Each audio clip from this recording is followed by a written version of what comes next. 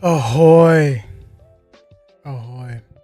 This takes like a decent amount to set up. I truly underestimated. Truly underestimated what it would take. It's a lot to just set up every stream. It would be nice if I had my stream deck plugged in.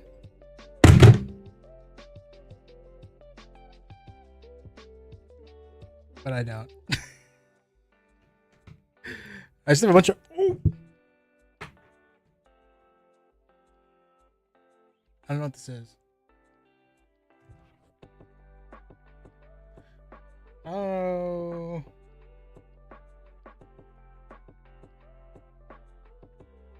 Does this go in my stream deck?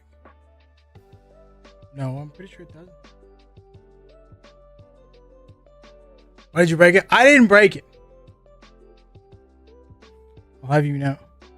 It's not plugged in because like there was like a bug with it where the cable, I don't think it was the cable. But it kept just being like unplugged and plugged back in, except it was constantly plugged in, so I kept being I just couldn't figure out what to do, so I just unplugged it. I was like, I'm done. So maybe it is the cable. Same one.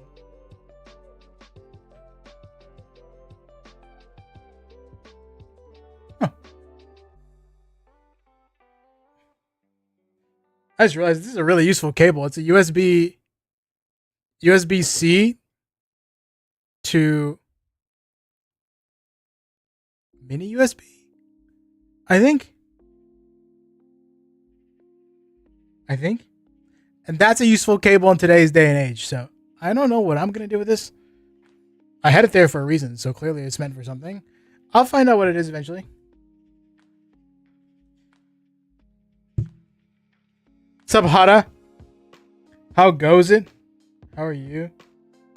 Hada, trade me Aqua right freaking now.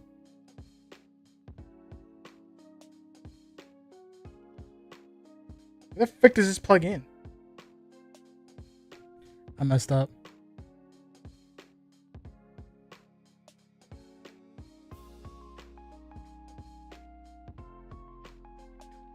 Uh-oh.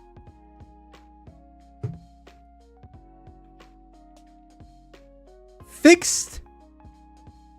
Fixed, no problemo.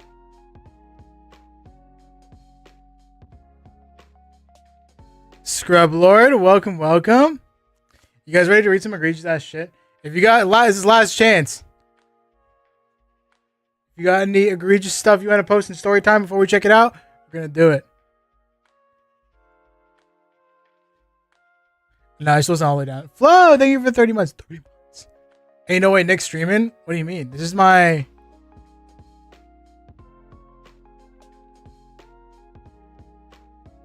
If you don't include the test stream, this is my third one.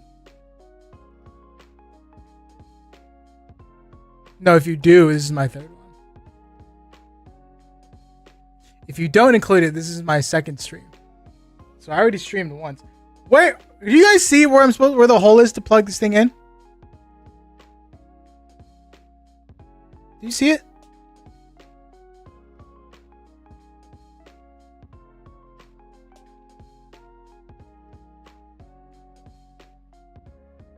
The bottom? Am I bugging? What are you? So? Oh! There it is! I found it. Right there.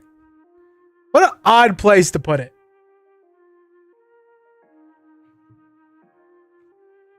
Like that makes sense, right? That's like weird, right? What's that? It's a stream deck that I've had unplugged for like a year and a half. But now that I have like a million things I need to set up before each stream, I think I need it back.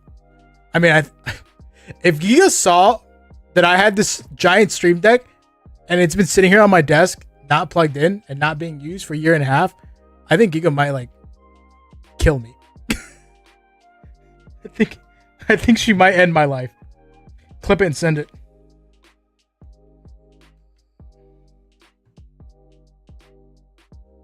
Do do do do.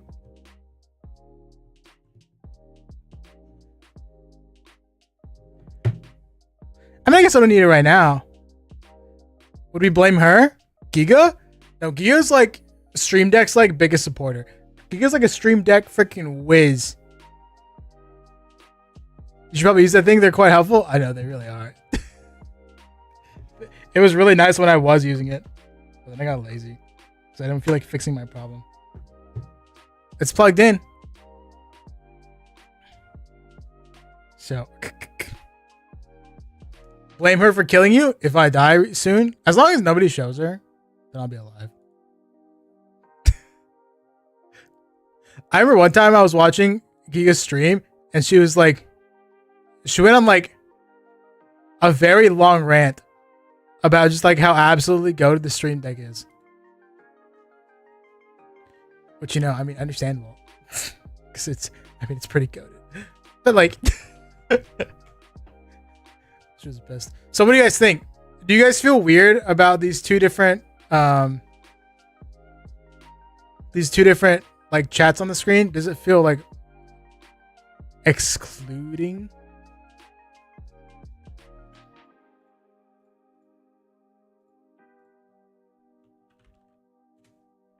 Well, I think I could change that to white. Did she not respond? What do you mean? BRB sounds good. Not a go XLR. I don't think I'm ever gonna get like what is it, an amp or something?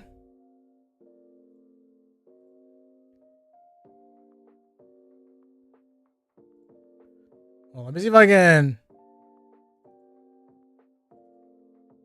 Settings. Color settings. Background. Select. Oh, when you mentioned the creator? Yeah, she said no, Megalol. She said no. And I was like, oof. All right. Somebody type in Twitch chat. There it is. Hey, look. Now it looks better because it's white. That was not meant to be racist. Just to like throw that out there into the world.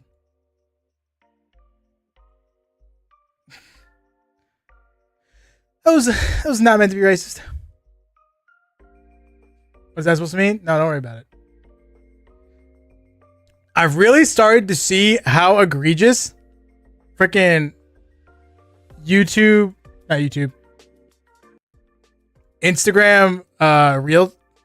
real comment sections are. They are so egregious. I feel like at every other corner of the internet, you know what I mean? People in comment sections are like,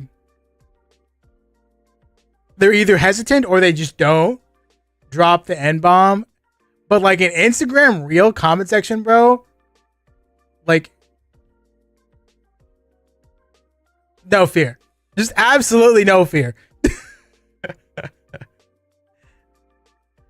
And either that means people are egregious or just like Instagram real comment sections are mainly comprised of black people. And I don't think that it's the second one. I mean, it could be. It could be. I could be wrong. It's definitely the former. Yeah, I think so too. It's interesting. But it's lit. All right. So what we're gonna do is we're gonna read Storytime first, the Storytime channel, and then we're just gonna go on we'll get some Reddit shit. What's up, Nate? Who has the worst story so far? We haven't gotten to any. Although, I don't know. I checked earlier. I didn't read the stories. But I don't think we have that many. I've done a bad job at like advertising it. All I'm saying is that if Nate were to join the Discord, I'm sure Nate would have a bunch of them.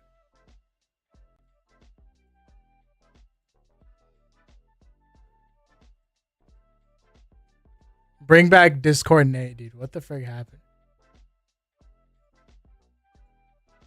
You know what I insane?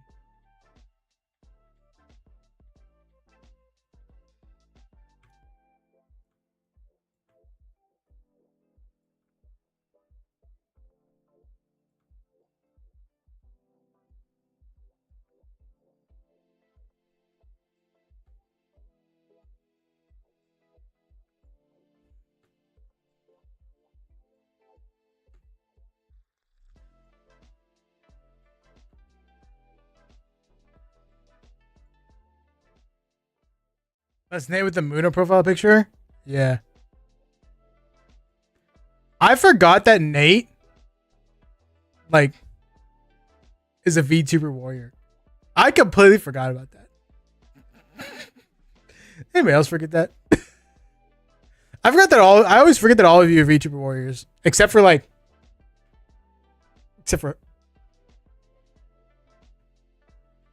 Hana.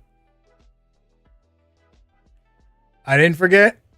Oh, it's not bad.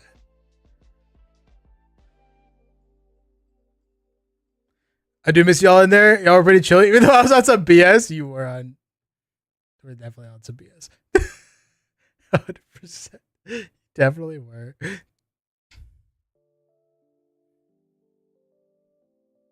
Isn't that why he left?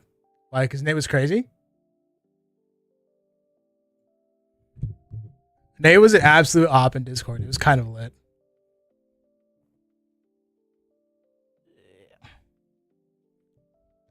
Nate was a villain, bro.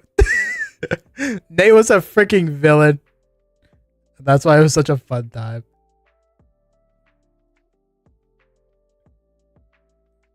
Nate left because of the bot, right?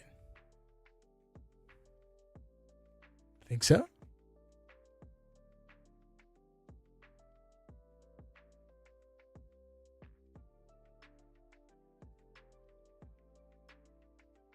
Someone had to be the villain. I took that role. Did somebody have to be the villain? Like, did they? Like, are you sure? That's the wrong one. Are you sure somebody had to be the villain?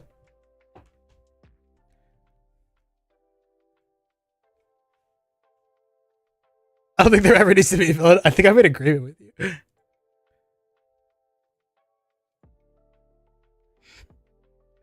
All right. Let's start off. Who's this? Maxer? I think this is Maxer. So there was this one time when I was in middle school. Our cafeteria usually sells a bunch of different food. Then my friend came in with a bowl of chopped corn dog. Chopped corn dog? What?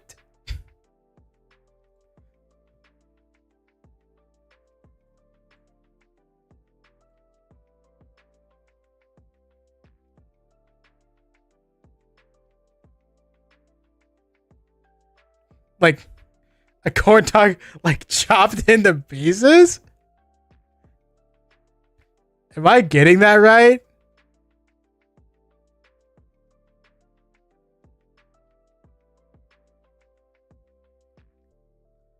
That's kind of wild.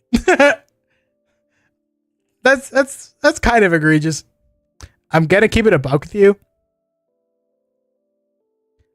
I don't think I've ever heard of chopped corn dog in my life. I want a corn dog so bad after looking at these. I just ate, so.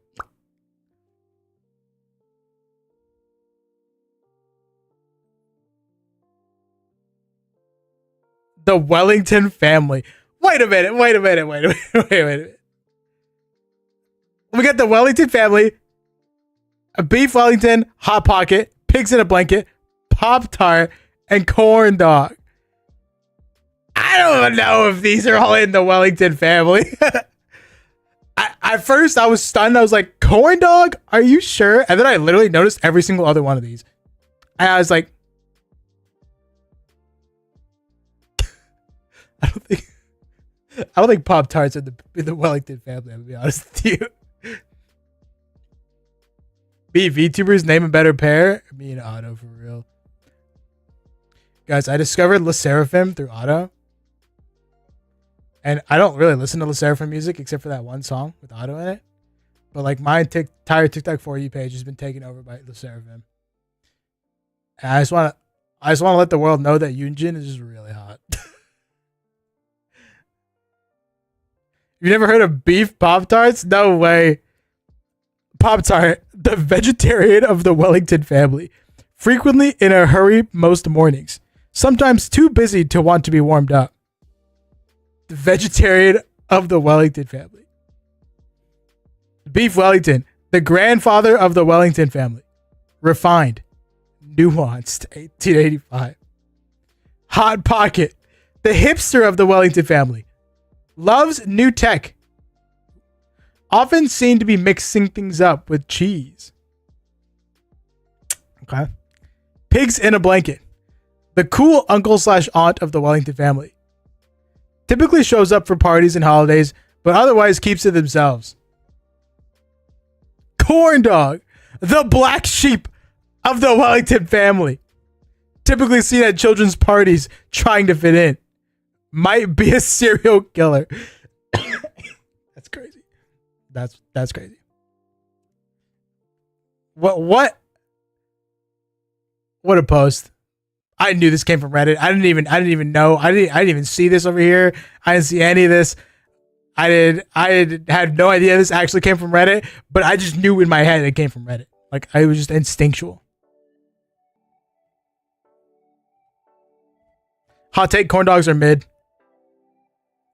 Corn dogs are mid, but Korean corn dogs look like they slap.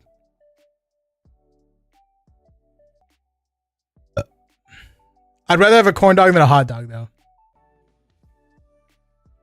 Where is it?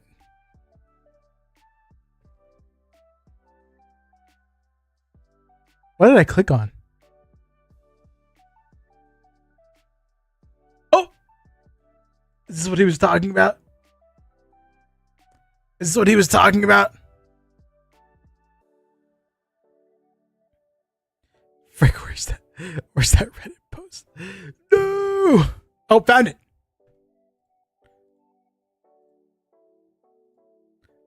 Absolutely, just as egregious as they come.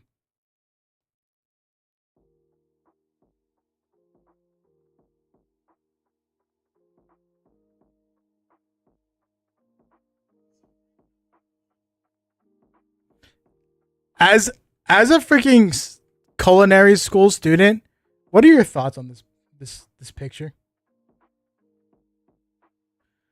What are your thoughts? Sorry, I'm taking out my own YouTube stream. I'm gonna put it on my phone because something feels a little off about it, and I don't know what it is, so I just want to keep an eye on it. How does this make you feel?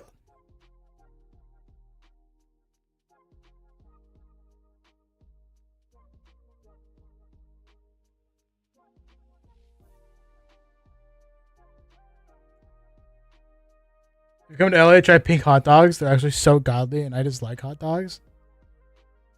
Pink hot dogs?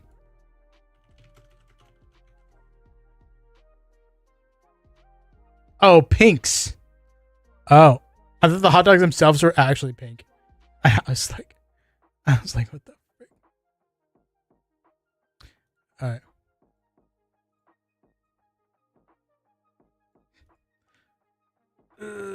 Okay.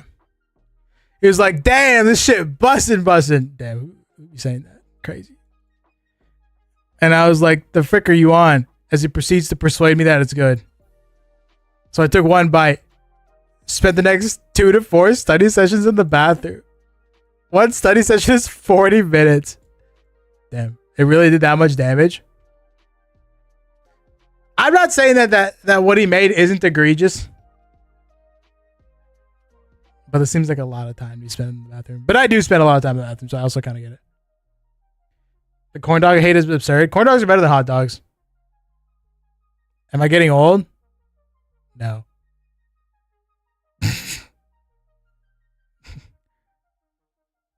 Bussin' in middle school. All right. Oh, no. Every time I see Bach Rodham in this channel, I know it's going to be egregious. I just know. Oh, boy. We had a potluck sort of thing to celebrate Native American culture, which was kind of cool because there was an actual group of students who were Native. but anyone could bring food from their culture. It was mostly small stuff since everyone's broke. So I had the bright idea of making a concoction to drink. It was a mix of soy sauce, ketchup, mustard, milk, root beer, Pepsi, Dr. Pepper, paper dipped with an egg roll. I don't know what it was called, but it was something from an Asian classmate. Some sort of hot sauce. So anyways, needless to say, I did not attend school for the rest of the day. So you just like grabbed everything from everybody? Like everybody made something and then you just poured it in your shit and tried it? That's crazy. It reminds me of that old Vine of Daltouche, because Daltouche is the one who made the Vine where he took like the drink and he went and all the dispensers for the sodas. That was Daltouche. Not sure, but I've been called many things after cutting my hair and I look weird. So anyways, today at my work, my process assistant said I look like a Native American. Another person said I look like Ragnar Lothbrok, or others just say I'm a Viking. I don't know how this happens. I can't even tell how someone thinks I look Native American. I'm Mexican and look nothing like a native by any means. I mean, I feel like a lot of Mexicans look native. You know what I'm saying? I remember when people would post full movies on Pornhub and they would never get taken down. I watched live action JoJo's Bizarre Adventure Part 4 movie on it with a friend, and it was quite possibly one of the worst movies in live action adaptations I've ever seen. It was entirely different than the manga and anime, and didn't even manage to encompass more than 8 episodes of Part 4, and left on a cliffhanger for Killer Queen. We were left so disappointed that we then watched Shrek on Pornhub, passed by some actual content that belongs there before we saw what we came for. What did you come for, Shrek? Did you come for the porn? I don't know how to respond to that. That man ain't right. I agree. Shrek on Pornhub is wild. I know. Oh, they don't. Oh, yeah. They didn't they have an update where you can only like you have to be verified to post on Pornhub now. I remember that being like a whole like huge thing. People were like pissed about it, but like I don't really care. I don't post on Pornhub, so it doesn't affect me.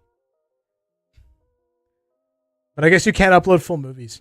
There is. I do remember seeing like a year ago that there's this guy who posts all of his freaking Call of Duty gameplay on Pornhub. Apparently he gets views. Apparently. I remember this one time I had a phase in middle school where I basically only drank 48 coffees a day. And I got so sick, I vomited in my sleep. And it was so bad that I couldn't lift a finger because of me chugging coffee all day. And my mind was moving so slow, it took me 30 seconds to realize I vomited. In middle school?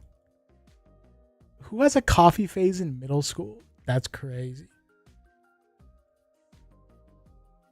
R/. Hold on.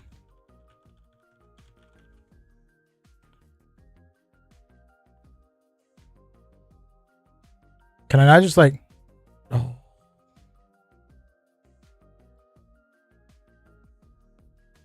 Where the frick did I put it?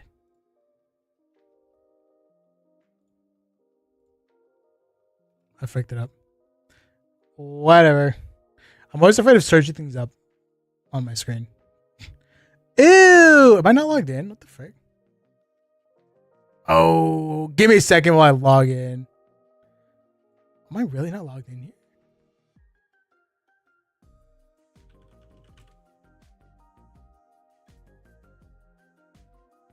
Huh?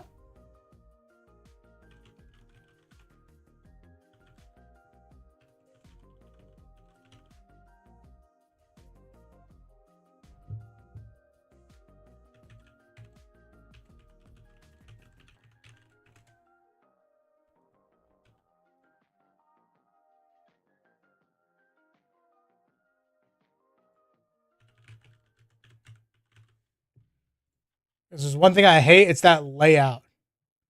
That Reddit layout is the worst. This right here is the superior Reddit layout.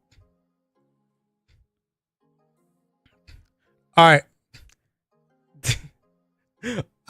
I've been thinking about doing like a Reddit stream, and I figured today would be the one. Today would be the one. We can read other people's freaking drama.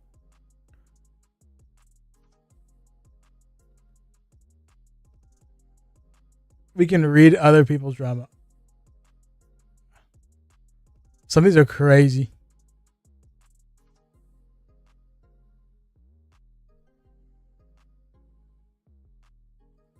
We love her, Andy. That's what I was saying. Oh, give me a banger one. Hey, Reddit crew. It bothers me too much that my dad is having my kids call his girlfriend grandma. Hey, Reddit crew, got something on my mind. I'm a 25-year-old engaged dude with a 24-year-old fiance. We've got 2 awesome kids, a 3-year-old boy and a 2-year-old girl. So I took the little ones to my dad's for the weekend. And let me tell you, things got interesting with his girlfriend. Oh, no. We've got some history, you know. She's got this thing where she likes to make me and my siblings feel like we're always in trouble. It's been a pattern. Feeling misunderstood and dismissed. It's not just me. She's got her own 2 kids. And despite sharing a living space, my siblings and I often feel like we're on the sidelines. This weekend, she posts on socials about watching a movie with my kids, calling her daughter Aunt, her daughter's name. So when she posts on socials about watching a movie with my kids, calling her daughter Aunt blank. Oh, okay. Okay, so okay. She's talking about how her daughter is the OP's children's aunt. I think that hit a nerve, considering our not so rosy history.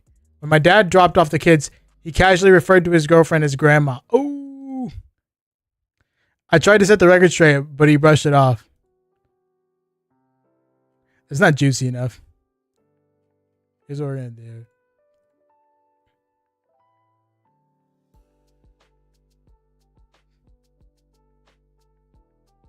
I saw this one earlier. I actually replied to this one.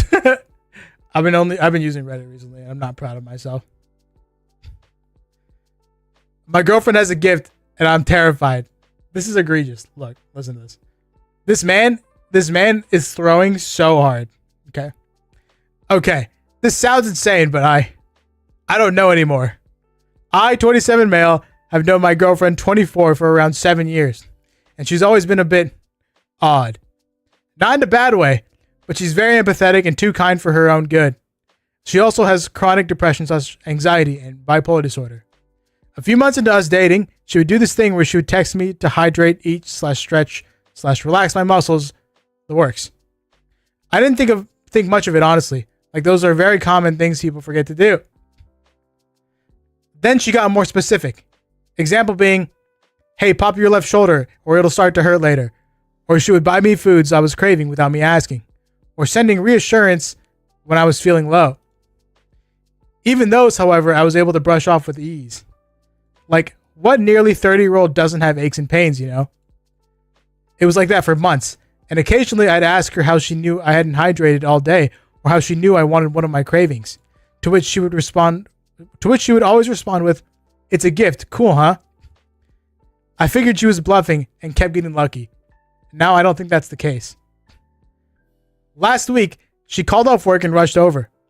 I asked her why she felt the need to do that, and she said she felt compelled. An hour later, we got the news a family member I was close to passed. Here I have to note, she's close to my parents, but they don't talk outside of family gatherings, so there's no way she could have known prior to the call.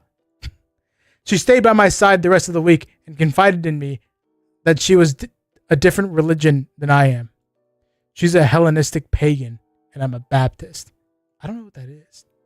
Hellenistic pagan?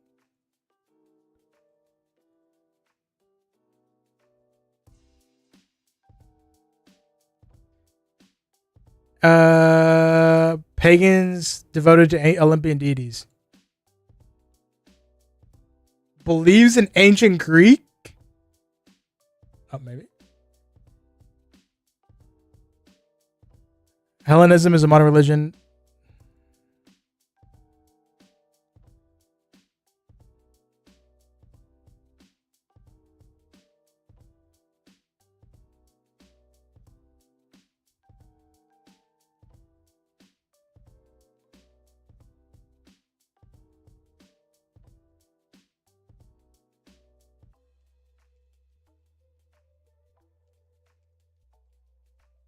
So it's like Greek gods in the modern world, I guess, is what I'm understanding. And then she got the urge to call off work when she was cleaning up her altar. I was a bit shaken up, but ultimately I was just glad she was there with me. Are you writing a book? Yes. Why? Where did that come from? This weekend, we went to visit her dad. She suggested it because he lives outside of a tourist trap town, and we could use the vacation. I agreed, and it was a fantastic trip. On the ride there, she confessed she doesn't like my job because it's dangerous. I wouldn't be, and I don't think it is at any of the other shops, but we simply don't have the equipment to do what we claim we can. So we have to jerry-rig quite a bit. I explained this to her, and she just reiterates that she wants me to be careful. I promised I would because I would be, and she dropped it. I had tried my best not to tell her about how sketchy it gets sometimes, or that we actually have had a workplace incident recently. But the way she talked, it felt like she knew. Throughout the drive from her dad's to the town, the drive was anxiety-inducing. We were talking heavy rain plus bad drivers, and my car was acting up. Yet my usually anxious girlfriend with car wreck trauma was unfazed. When I inquired about it at dinner, she said she knew we wouldn't wreck. I asked how she could possibly know that, and she said I have a gift, and I should trust her on this. It was hard, but I did my best. Bro, this girl seems freaking lit. When I was dropping her off, she warned me to be on the lookout for deer and to drive safe. Two somewhat normal statements given where we live. But I didn't think it meant, hey, there's going to be a deer in the middle of the road, so don't hit it. It was just the icing on the cake, and I still don't get this gift. The next morning, she's gushing about how she liked our weekend and how much she loved spending time with me and how we need to do it again, blah, blah, blah. She then mentions how I need to be careful on the drive there. And lo and behold, there was a wreck on my commute. I got to witness it. At lunch, she asked if I'm okay, which I kind of just gotten a cut in my arm. I'm a mechanic, so it's common. I asked her if she could stop being so weird and to just chill because life is weird and I'm not feeling it. She said, okay, but how do you think I feel? I'm just stuck like this. And I apologized, and she agreed she would chill and told me she didn't mean to scare me, but now I'm super weirded out by her.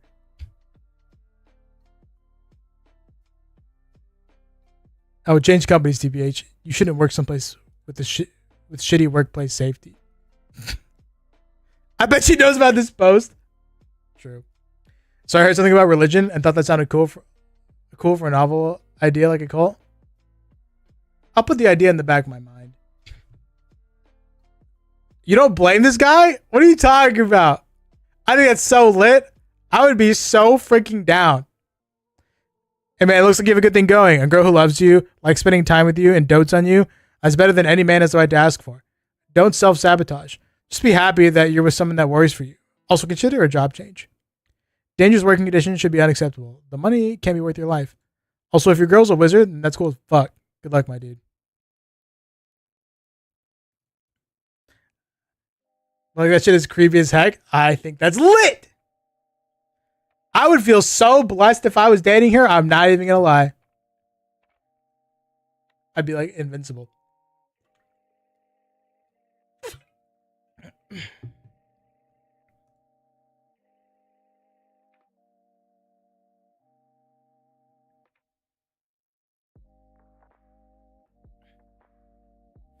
I don't know, man. She sounds OP as balls. I very truly cannot stand my daughter. Damn. Do not get me wrong. I love her. She's my flesh and blood. I cannot stand being around her. She's trashy. Political opinions on Facebook. Oh no. If it was anywhere else, I would have been like, okay, maybe that's fine. But if it's on Facebook, that means that's a red flag conservative. Those, my wife is born in December and is crazy. Do not mess with her or you'll find my body. Shirts bought for her boyfriend. She does not care if she looks bad or stinks in public. I'm not saying you have to be dressed to the nines to go to the grocery store, or even that you shouldn't wear pajamas. I mean, visible stains, greasy hair, to go out to eat, clothes shopping. Claims she's so country and redneck. Oh no. We raised her in a small town, but it isn't a rural one. Not that it would make a difference or that rural living is bad, just that she is not country or redneck. I went to visit her the other week. She lives a state away. Her house is filthy and doesn't look nice. She has the money to live a nice life and chooses to live in squalor. This is not the girl I raised, and me and my husband cannot stand being around her. It breaks my heart. She's not pleasant to talk to anymore. I'm sure someone will ask if she's doing okay mentally. I've asked, and she says yes. She's not showing signs of depression from what I've seen. She's declined any help to clean up her home. Not quite a hoard, but not clean or a home for anyone. She says she likes it how it is. When she visits us, she shows no respect for our space. Dirty dishes left about, her things strewn everywhere, eats everything from our pantry. I'm not one to turn down food for my children, even though they're grown-ups. But if you're visiting for a few days, I shouldn't have to spend $200 just on food for you. That food was for all of our kids who visited, not just her. I don't know why she changed this way. Her husband was redneck, but not trashy and disrespectful like this when we met. They've both given up, and I'm not sure why. I wish I could like my daughter, but I can't. I don't want to invite her to holidays. She smells like cigarettes and BO.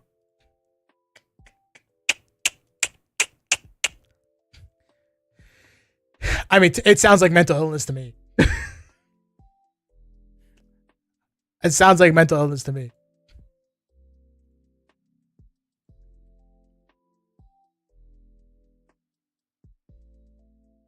Oh no.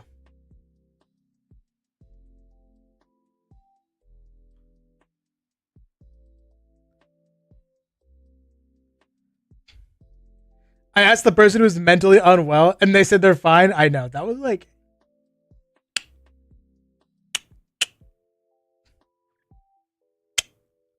Ooh. After my wife kisses me goodbye every morning, I break down crying until I have work. I, male 45, cheated on my wife, female 41, and it changed her fundamentally. She has always been this bubbly and cheerful woman with her beautiful smile never leaving her face. She makes everything better and has the ability to make people happy around her wherever she goes. Now she is distant, silent, and I haven't seen her smile since it happened a year ago. Yeah, I wonder why. When we got back together after a small break, she told me that she was fully aware about our declining sex life and her role in that. She said that she didn't know if or when she could ever sleep with me again. She said that she couldn't handle the pressure of needing to heal fast, not to lose me again.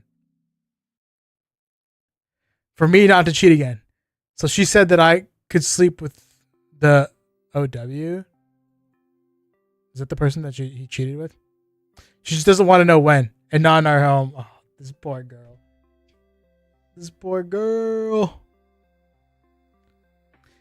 I hate myself for what she has become. Good! You freaking should. Like a broken bird. When I talk to her about divorce, her tears just start pouring. And she asks if I didn't love her anymore. I do. More than anything. But I wanted to set her free. But her tears, I can't. The only thing she hasn't changed is her kiss in the morning. She starts very early before leaving. And before leaving kisses me goodbye and whispers I love you. I pretend that I'm sleeping. When I hear the door locks, I break down crying. I cry for a good hour before it's time for me to go to work. I hate myself every day for what I've done to her. Yeah, and you should. And you freaking should. Sounds like you haven't done any of the legwork to relieve any of her doubts. Spin! You can pity yourself all you want, but at some point you either need to step up to the hard work or step away and let her heal. The fact that she was still worried you'd leave her and not given her time to heal speaks a lot about how she sees you. Spin! Absolutely freaking spin! spitting like crazy. You cry when she leaves, but she probably cries herself to sleep. Think of all the tears, heartache you've caused. This is the consequence of your actions. Freaking spitting, dog. I haven't had sex with my wife in 2.5 years, and I feel like I'm in a prison and running from the inside. We save sex for marriage. This is a mistake. I'm just saying, just literally never do this. Just freaking never do this. Didn't grow up in a purity culture, or at least feel any shame or pressure. The night of our wedding was met with tears and fear. I admittedly didn't react well, trying to understand if I did something, or if there was something she wasn't telling me. The next 6 months was me highlighting the fact that we needed to figure this out, not only for me, but because we can't make it normal. She didn't understand why I wanted this so bad and was confident we'd figure this out. 2 years from that point, we're still here. 3 different counselors/therapists, 1 year of pelvic therapy, lots of honest talks with friends, and still no penetration. At all. Vibrator is fine, but we've made no progress. She's unable to get her legs to relax, and if I try to force it, it feels like rape. Oh! I can't stay aroused because she's resisting me, despite her telling me every day that this is something she wants. I just don't understand what I'm supposed to do. She doesn't want me to watch porn, but I can't get by with hand jobs that I only get if I ask for them. I can't leave because I vowed to work through our problems. I can't stay because I want to actually have a chance at a family. I want someone who's passionate about me and actually does something about it. Every marriage in my family has ended.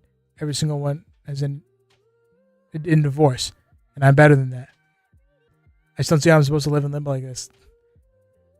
I mean, this is why, first of all, she's asexual.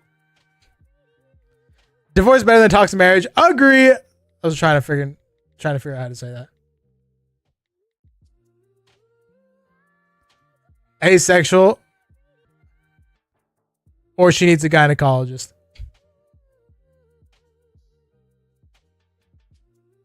Bro got married with his family's track record. Real. This dude has issues. He does.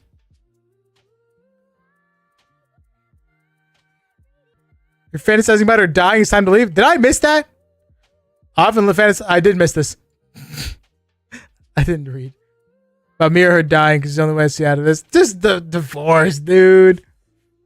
Either put your foot down and be like, enough's enough, or freaking divorce. This is why, this entire reason is exactly why you have sex before marriage. Like, I am never, ever, ever, ever going to risk this. What the flip, bro? Oh. What's up, JB Dark One? Welcome, welcome.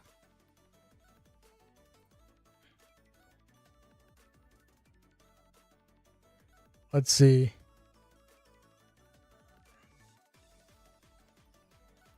What is this?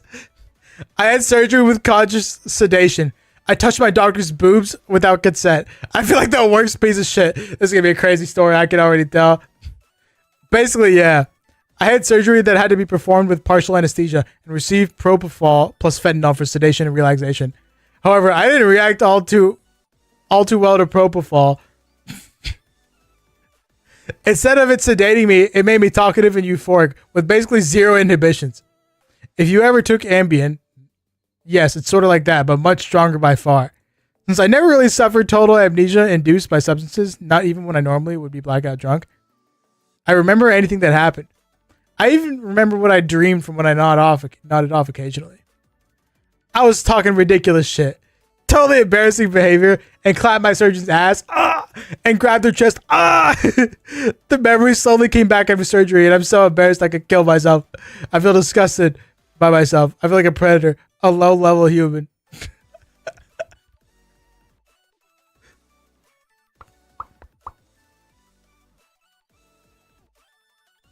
That's wild. Bro didn't need to admit that. The sum is true off my chest, okay? That's why they just like freaking dumb shit. I would think that's why I absolutely would. It's okay. The thing about this though, right, is if this story blows up, this situation is just so like goddamn unique, I feel like, that You know, that people can identify your ass. You know what I'm saying? At least the doctors, if the doctors read it. I'm not gonna be noticed the guy who touched my doctor's boobs. That's fair. That's fair. That's okay. This is probably the only post on his account. This is no way. This is his main account. This is no way, right? This is a throwaway.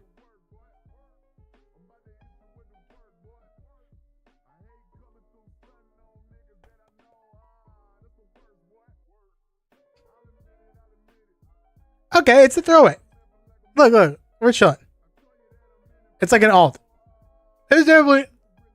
He made this in January 15th, 2023. Okay, anyway. I'm losing my mind. Oh, wait. I'm literally so ashamed that I want to die. I asked the docs if what I think happened really happened in the end, but they said I was asleep. I could tell from her gaze that she was lying in order for me to not feel embarrassed. Oh, no. I'm losing my mind. I wish I had still chosen general anesthesia instead of listening to the doctors and choose partial anesthesia, because risking to die would have been much better than this embarrassing shit. Worst of this all is that I can't even apologize. This is like adding to my list of why, if I have a choice between partial and full, I'm going to choose full anesthesia every single freaking time. For all those who say you would have been restrained, I absolutely got restrained with more drugs. But after a few minutes, I just woke up again. It said ridiculous shit. To all the people who helped me feel better, I just need the input from outside to confirm to me that this can happen under powerful drugs. I was under conscious sedation, I think ketamine or something, while my doctors had to reset my broken leg. I was convinced I was screaming. Like full-on horror movie screaming for an hour. Yelling at the doctors, telling them how much pain I was in. It was so vivid. The other thing I remember was not being able to move on. Like a coma patient being fully aware, but not able to do anything about it. When I woke up fully, I asked my doctors if I was screaming. They said I never made a single noise and that it went perfectly fine. They even looked concerned when I told them I thought I was screaming the entire time. Could have been hallucination. Dude, don't worry about it. I'm an anesthesiologist. I see people disinhibit every single day. I've had patients try to kiss me, patients grabbing my crotch, patients say wildly inappropriate things, patients cuss at me, patients get violent, and patients try to bite me. I had a patient start writing in their own blood on the sheets. We don't take it personally. We know the drugs we give you cause people to behave strangely, and we mostly just laugh about it. Okay. I mean, you know what I mean? Anesthesiologist says it's normal. That would make me feel a lot better. This is so comforting to read. Thank you so much.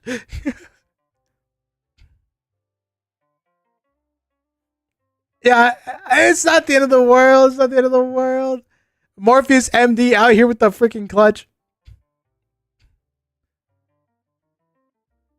The fourth reply. Broke my legs 10 years ago. Requested to fix me surgery. Anesthesia was applied. I showed everyone in the operating room my dick. Most embarrassing part about it was the instrumental tool administrator. It was a friend from church.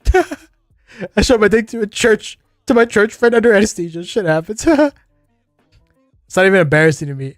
Medical professional saw my dick. Yeah, I feel like I'm not afraid for a medical professional to see my dick. Like one time I thought I had testicle torsion, so I went to urgent care. I was like an old man there, and I was like, I'm afraid I might have a testicle torsion.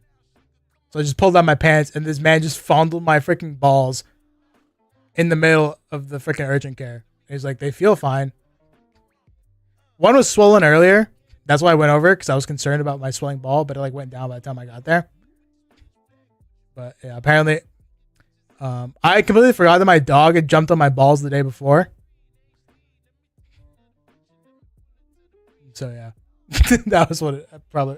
We think that's what it was. It was like a delayed reaction from my dog jumping on my balls. Touched your balls and said it feels fine. I mean, you have to. Yeah, I touched my balls to see if I had a testicular torsion.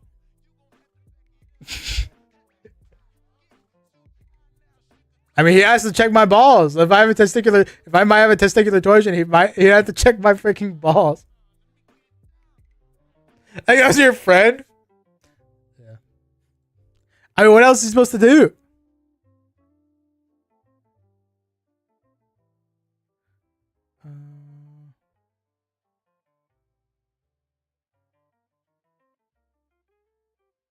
My friend, I got a vasectomy. Now I have a superpower. Click the witness suicide one. Where is it? Sorry in advance, my English is bad. I've been shocked and barely thinking straight. I was walking out my local mall to meet a friend of mine, and a guy just hit the ground right in front of me. I'd be like 50 to 20 meters away. The poor man, mid-30s, apparently dropped off the 5th floor of the ground to the ground floor. Just like that. No scream, nothing. God damn. Imagine he left and 5 minutes later the doctor comes in and says, okay, so Nixter, what seems to be the problem? Crazy. I can't imagine how awful. I can't express how awful I'm feeling right now. The noise, the image, they're echoing in my mind. I would have PTSD after this. Dozens of other people saw it too. A bunch of them filming and taking pictures like it was nothing. Okay.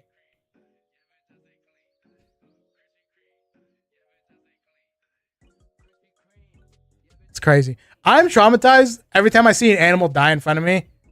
Like the other day, I was driving down the road and this raccoon, I was on the right lane. There's 2 lanes, right lane, left lane. I was in the right lane. And there's a car in front of me, but in the left lane.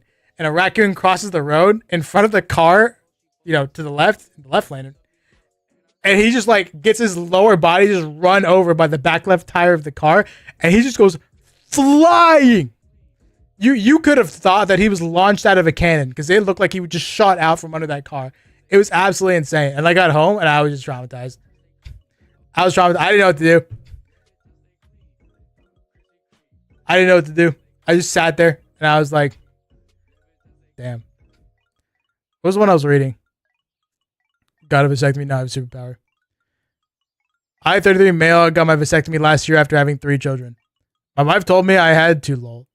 Oh man, I was scared shitless after watching 100 plus YouTube videos on the matter. Nonetheless, it wasn't necessarily the pain I was afraid of, but rather how it could affect your sex life.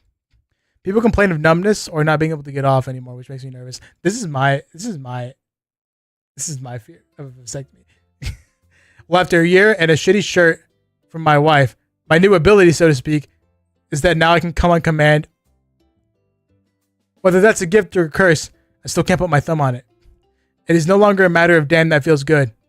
It's either the session is taking too long or my wife is spent and tells me to climax with her.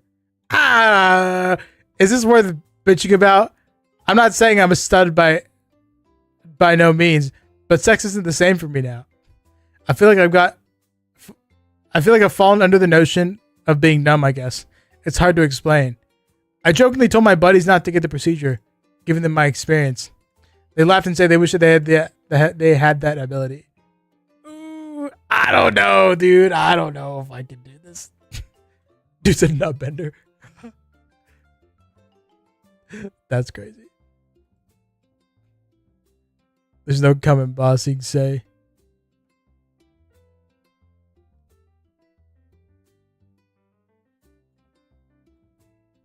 Bro, make sure you don't have the 3rd sperm tube. My cousin was born this way after uncle had a snip. It was the biggest scandal since sliced bread. Turns out uncle had a 3rd tube and auntie didn't cheat. Would you be down for this? I don't think I would. I don't think I'd be down for this.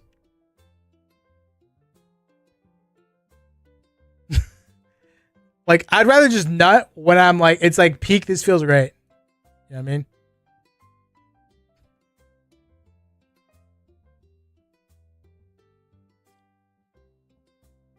Best friend have sex with his girlfriend?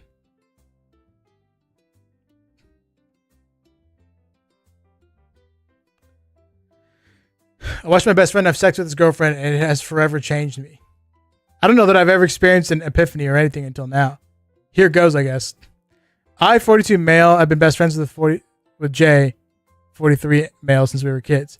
We've been inseparable since we met. I love this guy so much. I'm an only child, so I see him as a brother. I take a bullet for him, and he feels the same way about me. Don't be weird, we're just friends. There's nothing wrong with 2 grown men being best friends and expressing emotions. It's true. Anyway, here's some context. I've always been more of a ladies' man. I'm much more outgoing. Never been super interested in anything serious. No one hurt me.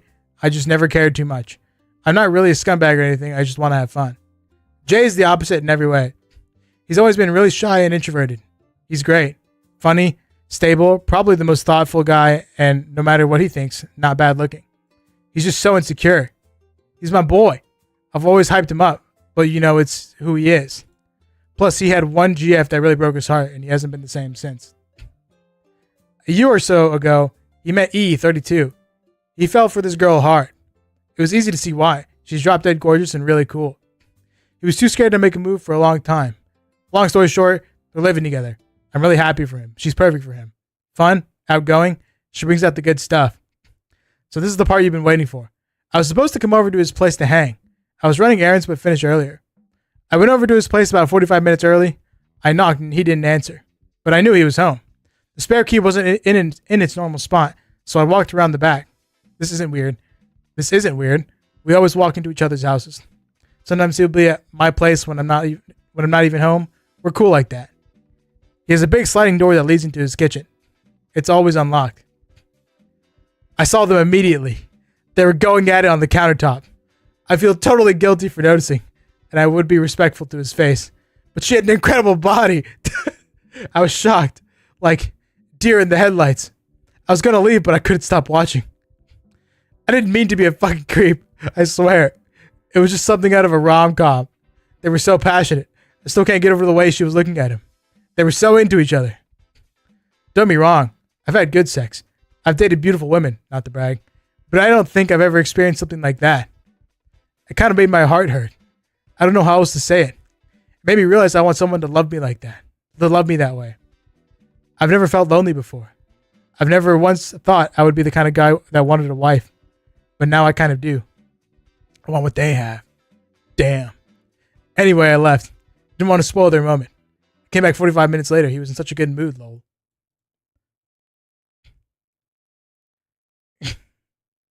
He wanted him? No, he didn't want him. He wanted what he has. What do you mean? Stop dogging on this dude. This dude has valid emotions. First, I am not in love with E. Believe it or not all men want to sleep with every beautiful woman that exists. It is possible to acknowledge that a woman is attractive and cool and not be interested in being romantic. Second, look, I didn't stand there and stare for a long time. It's not like I just watched them go at it. It couldn't have been longer than 5 minutes. 5 minutes. It just caught me off guard. And it took my brain a moment to register that what was going on. I didn't actively go in there with the intent to invade their privacy. Also didn't have a moment thinking, oh, now I'm going to watch. I told Jay about it. I couldn't keep it a secret. He was a bit embarrassed about it at first, but then laughed about it. Like I said, we grew up together and were roommates for a while. We've seen some shit, lol. He did say that maybe they shouldn't be having sex somewhere that's so visible if they don't want to be seen. The neighbors have a full view. I promised to buy them curtains for Christmas.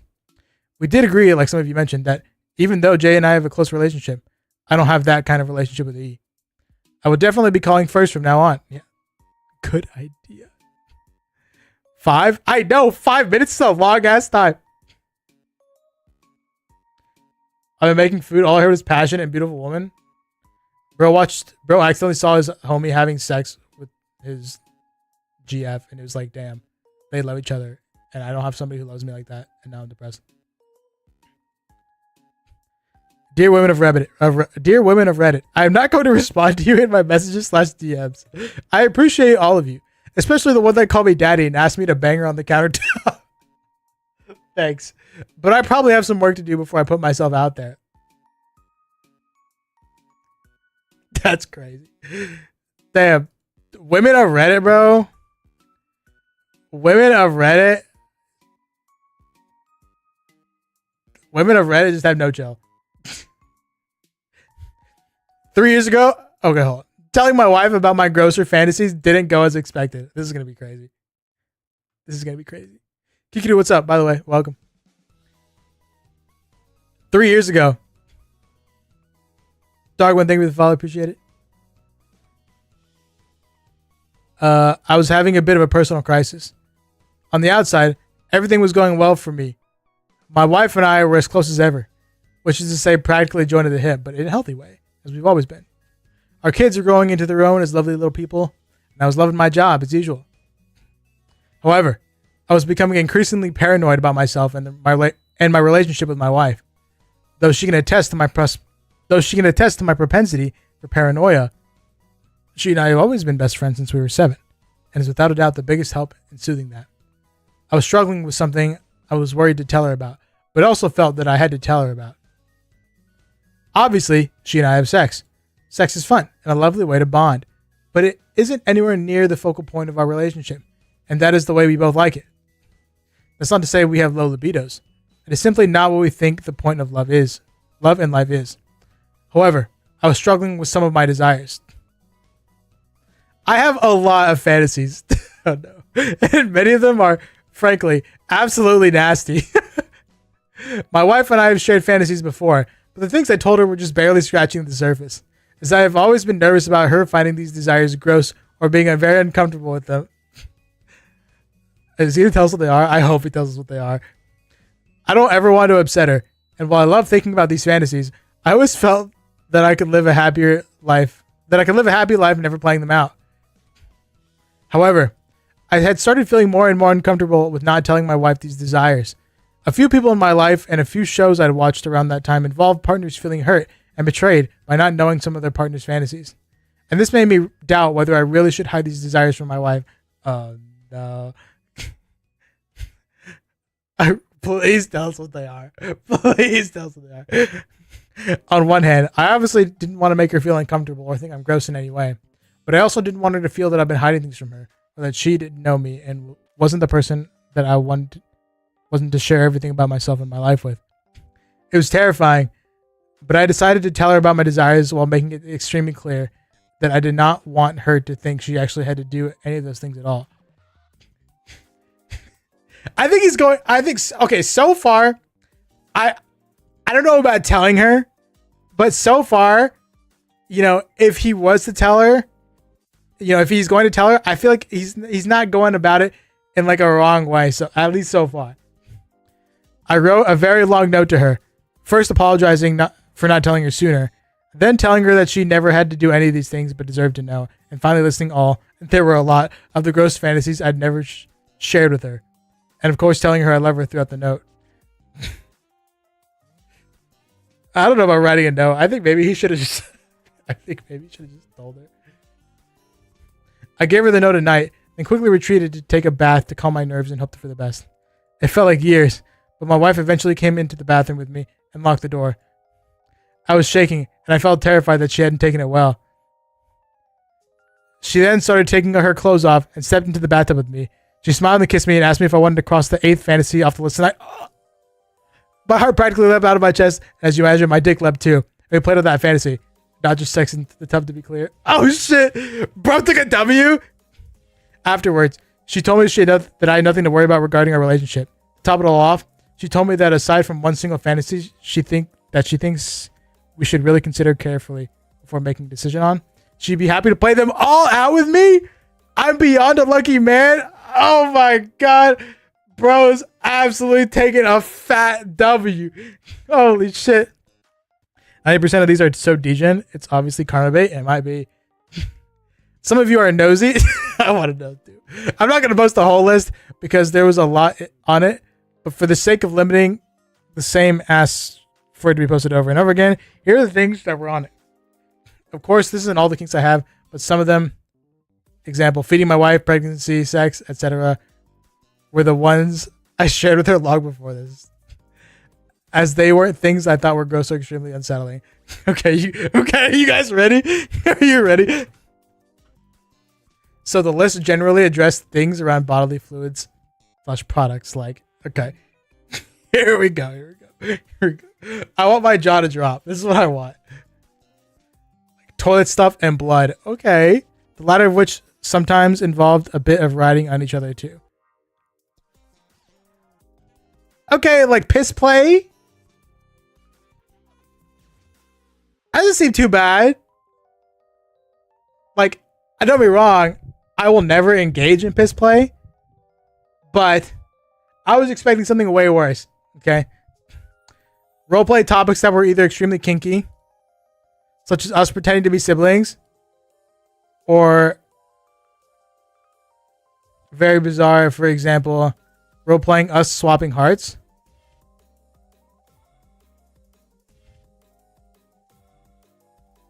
Probably like riding with scat or blood. Oh, riding with scat's like a little too much for me.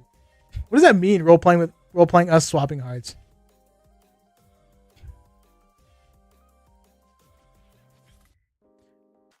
I don't know how I feel about this one. I feel like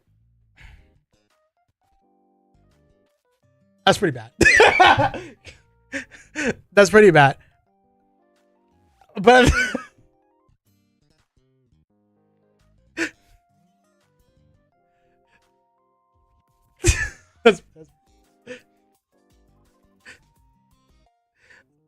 I was expecting this. These are not as bad as I was like preparing myself for, but I'm not to say that they're not bad. The role playing as siblings is a little questionable, but the other thing seems fine. Yeah. All right. At least it is age play. True. I was really afraid of that.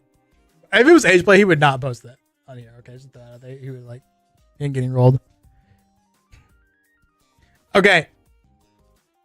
Role play as siblings or write on each other with blood.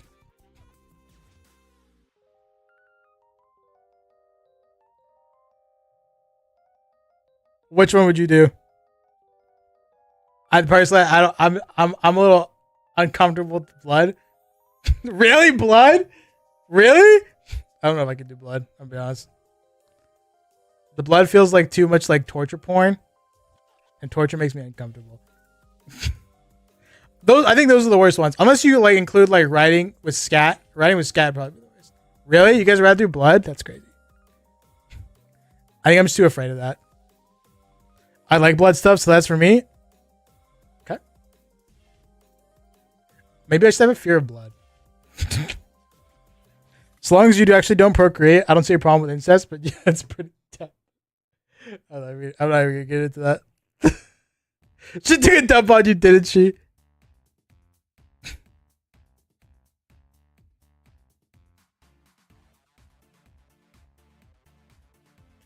I'm so happy your wife beat on you.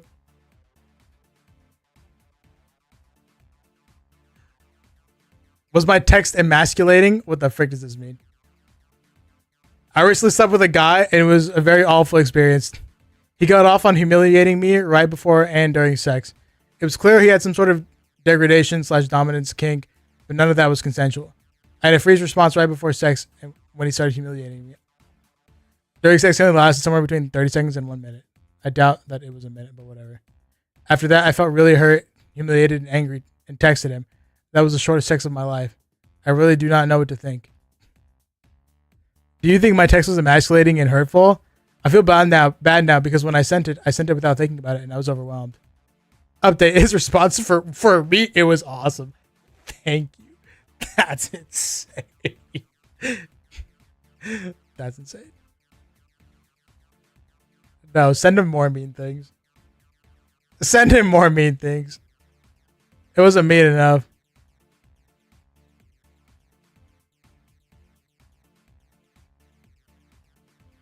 Oh no. Oh no.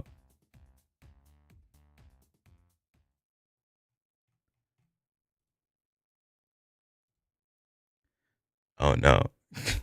My husband confessed to me yesterday that he's in love with my sister in a drunken state. I don't know if I should take it seriously or it's just a drunk thing. Yesterday, we had dinner with my sister and her husband, and we all had a lot to drink. After my sister and her husband left, my husband and I had sex. Neither of us were tired, so we continued drinking a bit of wine and listening to music in the background. And everything was amazing, I thought. But my husband was smiling and in a good mood. He's always that way when he's drunk. We talked about my sister and her husband. He just suddenly said, I'm so in love with sister's name. I said, what? He said, I'm so desperately in love with sister's name. What I would do to taste her lips. She's brilliant. He looked dreamy and was still smiling. I said, how drunk are you? And he said, probably plenty. I was drunk too, but it hit me with like a ton of bricks. I just sat silent there, and he too was in his own world with a smile etched on his face, and it looked like he was a million miles away. I went to bed. This morning, all the memories came rushing, and now I'm not drunk. It hit me even more what he said. I'm horrified, and my heart is in pieces. He hasn't mentioned anything and is acting normal, if yet hungover. I don't know what to do now. He's always had a good relationship with my sister, with mutual respect. Should I ignore his drunken comments? My light! Was that just him being drunk? Should I wait for him to start talking? No. This is problematic. You're absolutely going to have to bring this up.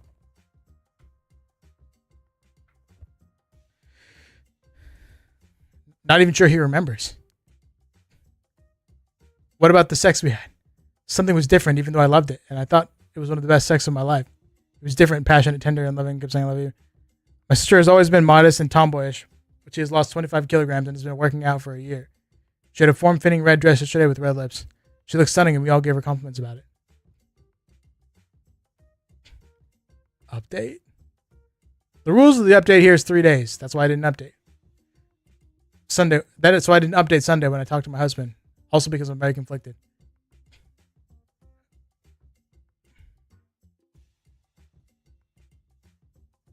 We love drunk confessions. My friend actually got one pretty recently. Only problem is that she was 17. Oh, no. I talked to my husband, and he said he didn't remember a lot about that night, especially after my sister and her husband left, and we continued drinking. I told him what he said, and he didn't look shocked nor surprised. He just said that he didn't remember saying anything. I asked him if he felt it before we started drinking. He said that he always loved my sister because she's kind and warm. Then he said that he thought she looked very beautiful, and probably his drunken self thought she was hot. He said it is normal that people are curious about the opposite sex. Ooh. Uh-oh. He's gaslighting her. He said that he always thought she looked beautiful because all my family's good looking, but her weight loss gave her confidence, and she looked happy, and he was happy for her. I asked him if he could choose between us, and he was shocked and said that I was his wife and the mother of his children, and that he loved me, so I asked him. And he loved me, so I asked him if he just had met us. Asked him if he had just met us. I wasn't his wife or anything, and my sister wasn't married. He said this was getting ridiculous, and he hated playing hypothetical games because people got worked up. People get worked up, fight about things that aren't real. It's getting hard to read. After dinner, he said he loved me very much and he was happy, and I shouldn't overthink what he said when he was drunk, or even know where he was. Oh, I don't know, dude. I don't know. He's lying. Your husband isn't smooth or a good liar.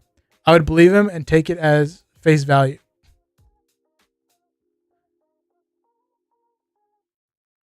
A liar would not answer like an idiot. What? No wonder he doesn't like hypothetical questions. He has fuck all tact or instinct for self-preservation. He's telling the truth.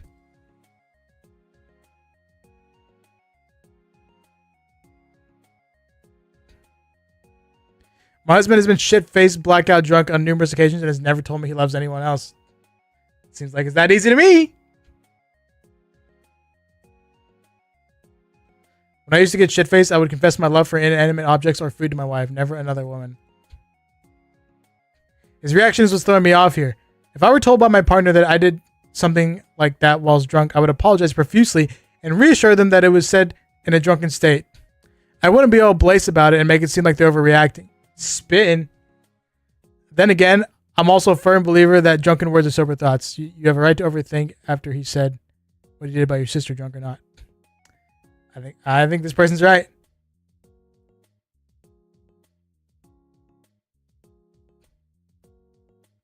I was drunkenly told a friend I was madly in love with a guy named Salsa.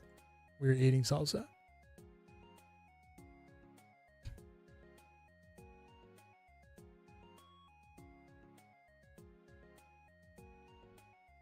That was funny to be okay. I don't know. I'm thinking that husband is sus.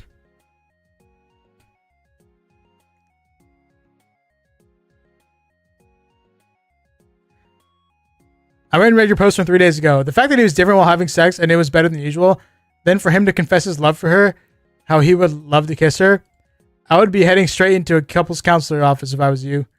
Genuinely, how would he feel if you were to do that to him? Write him into oblivion, blow his damn mind, and then afterwards say, "Man, I'm so in love with you, brother." He's definitely a liar, 100%.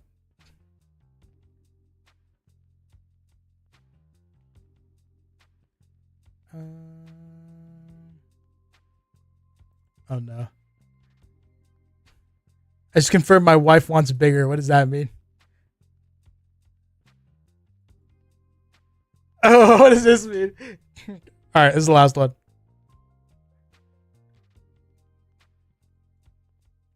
I'm slightly below average. Well, I wish I were bigger. I can't change what I can't change. I've always had a suspicion my wife wants bigger. When she first saw my dick, she had no reaction. During sex, she made no sounds and her face had no reaction. The only way she reacts and has an orgasm is by me rubbing her clit. We talked about my concern and she assured me she loved having sex and loved how big I was. She isn't the most honest about things, so I was still concerned. I read that some women can't come from penetration alone, so I decided to just move on. As you can imagine, our sex life isn't very exciting. I tried to spice things up and got a dildo for her so I could provide oral while penetrating her. The dildo, I'll call it A, was as long as my dick, but slightly thicker. She loved the penetration with the oral and said the dildo was really big. I asked if she liked it and she said yes, so I got her 2 more. One was 5 inches longer and the other, but twice as thick. The other was 3 inches longer and a little thicker. I'll call it C. When she first saw B and C, she thought they were too big, but still wanted to try them. When B went inside, she was making all these sounds. God, I just like, what am I reading? And faces I wish she'd make for my dick. After just 5 minutes, she asked for C. She went crazy with C. I asked if she wanted even bigger ones. She said yes. So that's on order. It was hot, but I also felt weird after all these years that she's been so dissatisfied. I asked her if she's ever seen a dick as big as C, and she said she had once.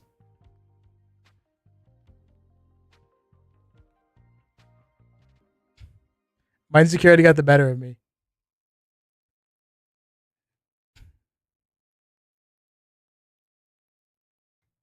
That's tough. That's tough. That's mad tough. All right, we'll run more. It's going to be whatever the top one of this year is. Whatever the top one of this entire year is. I laced my braid with thumbtacks as a self-defense tactic. I, 28, female, was 24 years old at the time and worked in this independent kitchen with no HR department as a cook for several years.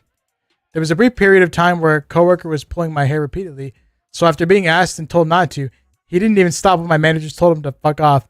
So I got permission from my suit to take things into my own hands. I braided my hair for work one day and wove thumbtacks into it. That's freaking crazy. I was met with a yelp when he tried to pull my hair again, and he never did it again. This has been on my mind lately because it was a pivotal moment for me in the way I allowed people to treat me. Good.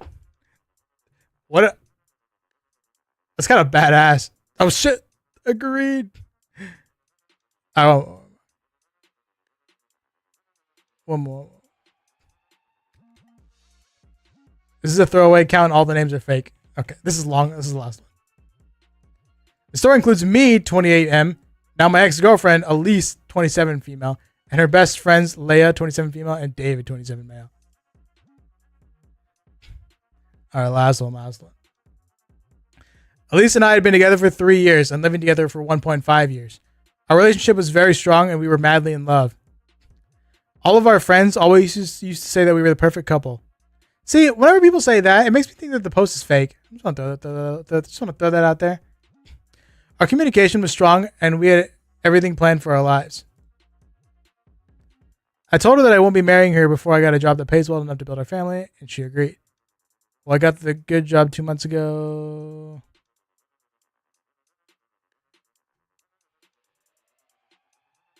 This feels fake.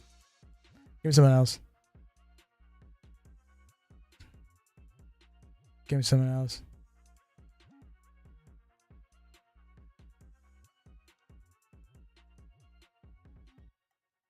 This seems lit. Reddit addict, bro. Me? I only see these things on TikTok. So I get all my Reddit through TikTok. I'm a TikTok addict. There's a difference. Obviously, it goes without saying it wasn't just a bag of chips, but hot Cheetos were my breaking point. I couldn't take it anymore. I had already had the terms of separation drawn up 6 months ago when during a heated argument, he said, "We don't have kids. You should be thankful. It's only me you clean up after." I kept hearing it in my head. Thankful for cleaning up a grown man 10 years older than me. He apologized the next day in detail and told me why what he said was wrong, but that he doesn't believe it. But maybe it's just out of my character, but I don't think the things you say in those moments are just hurtful words. A little bit of truth in them. And then I found his Reddit account a few days ago. I accidentally saw the username when he showed me a screenshot. I tried, Lamel, not to memorize it. And it took me 2 days to get the courage to look. In between the comments on NSFW subreddits was complaints about me and posts about me too. One post he'd be ripped to shreds and told he was a piece of crap. Reading those comments made me realize I was nothing but a fucking idiot to think love can fix things. I was 20 when I met him, and he was 30. Red flag right here. Red flag right here. Red flag. I thought people were being dramatic or annoying about our age gap. Because my single father who raised me didn't have an issue. But then I realized he was just the same type of freaking creep. It was almost like my father pre-groomed me to accept certain behavior to make it easier for the other men in my life. Yeah. If you're 20 years old, dating a 35-year-old, that's absolutely insane. I'm getting off topic, but I came home early today after a rough day at work, finding out my direct reporting manager had been K-worded by her husband. Then walked in the door to see my lazy, filthy one. I told him what had happened to her. I started to cry. He didn't console me. He said, "We don't know what made him do that. Let's wish both of them luck and move on with our day." Crazy. Let's move on with our day, he said.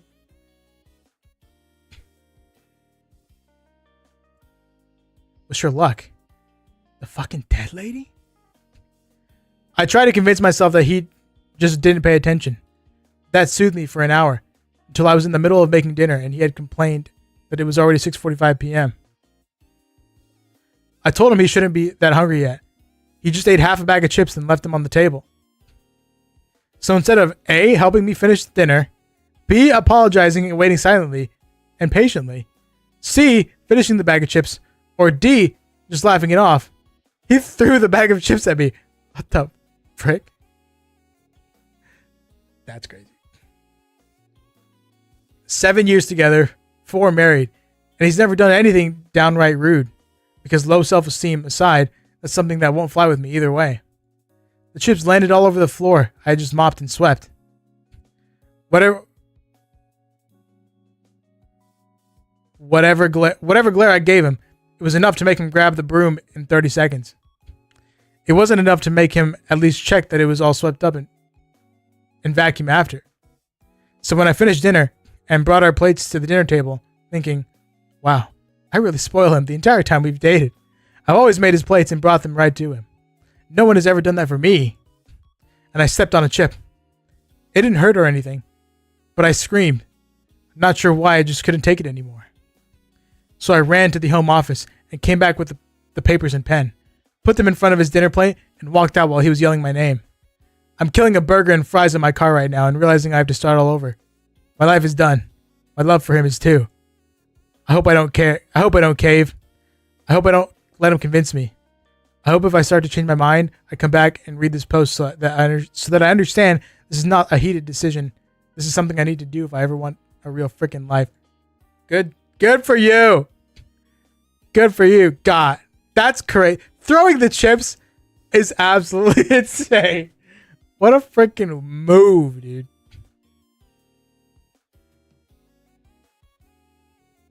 Reminder for the future, OP. If you cave, he will know he can treat you however he wants.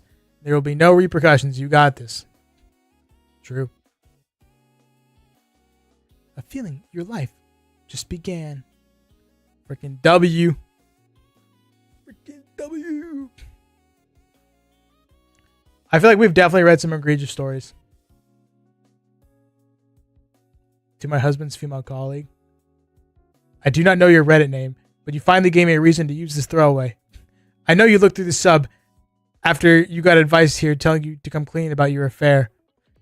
Your affair with my husband. I personally couldn't find a thread that fit the description, but could be wrong, but could be the wrong sub or you deleted it. So if you read this and it sounds familiar, then yes, it's about you. I have no plans of speaking to you in the future, but I do want to make a few things clear. Oh shit. Yes, I do remember when we first met at the Christmas party and you kept trying to get my husband alone to talk. You pouted so much when he refused. I thought you would quack. Do you remember how all of his colleagues were friendly with me?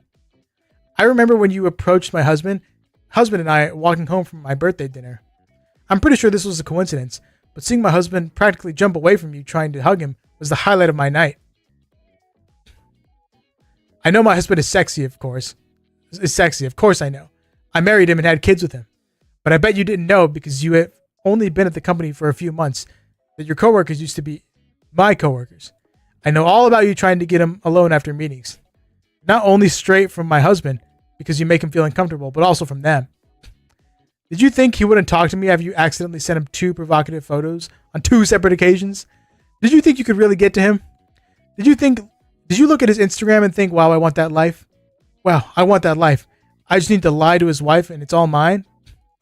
Do you think knocking on my door when I'm hosting a dinner party to hand me printouts of your conversations with him, that I would go off the deep end and divorce him? I'm pretty sure HR have spoken to you already about your inappropriate behaviors and misuse of his personal file. I'm sure you are shocked. Maybe you didn't think my husband would report it. I don't know what repercussions you will get, and I don't care. If you come near me, my husband, or our kids, or our nice home again, police will be called. A word of advice if you're going to fabricate messages. You might want to get rid of the wrong number, or at least replace it with a name. Damn! Update. She's been fired with immediate effect. I'll update when we know our next steps. There's a more detailed post regarding the update. Oh, this isn't in Austin, Texas. Ooh, I'm in Austin, Texas. Suburban wives beef on subs. If this is where I lived, they would pull up on Facebook live to their addy and start pulling the weaves out and shoes so flying.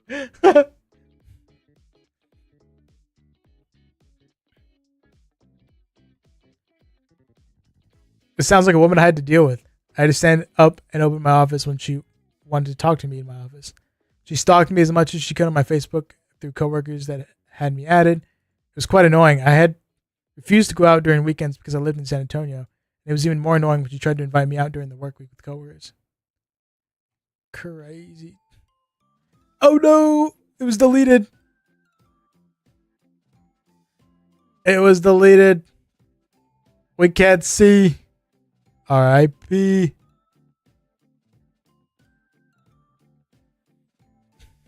I'm telling you. Girls see a married coworker and they're like, damn, he's married. That makes him even hotter. You know what I'm saying? Crazy. All right. And that's GG's. Freaking, what the hell are we doing tomorrow?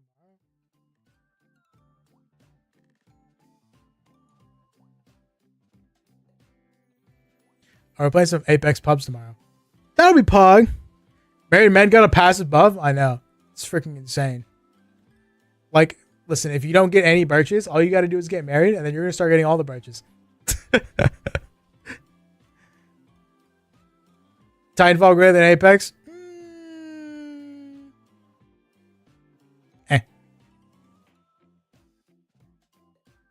Titanfall's too extra.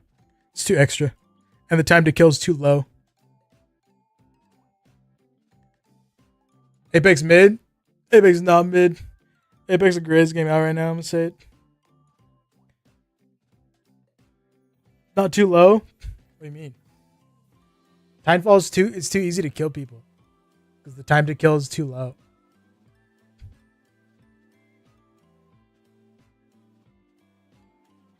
It's no fun. It's not a duel. That's just one of my Apex. Is it every 1v1's a duel? 1v1 can last forever because it's getting super intense. Apex keeps you on the edge of your seat, and then you watch like Apex gameplay, especially like when it's like competitive or like in a competitive set like ranked or something. Then you're like things get like tense and stuff like that. And you watch Titanfall gameplay, and you're just watching this like guy just mow down people, and it's like, I get it, you're good at the game. Yeah, I mean, like if you're mechanically good at Titanfall, then you're just practically unstoppable, and that's like kind of boring. Whereas like if you're mechanically good at Apex, you can still like if you aren't like big brain, then you still get fricked. You know what I mean? That's why Apex is better. Titanfall is for one brain Andes, not double brain Andes. Ooh.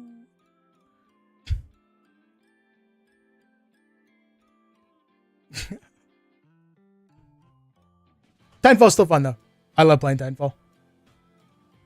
There's like, it needs more. Not enough depth. You just become a movement god, and then you go crazy with Titans, and that's kind of like all it is. It's kind of boring.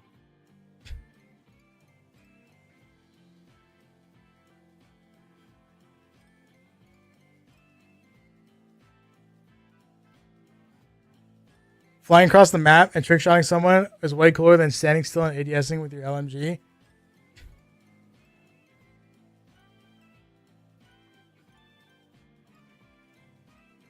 I agree.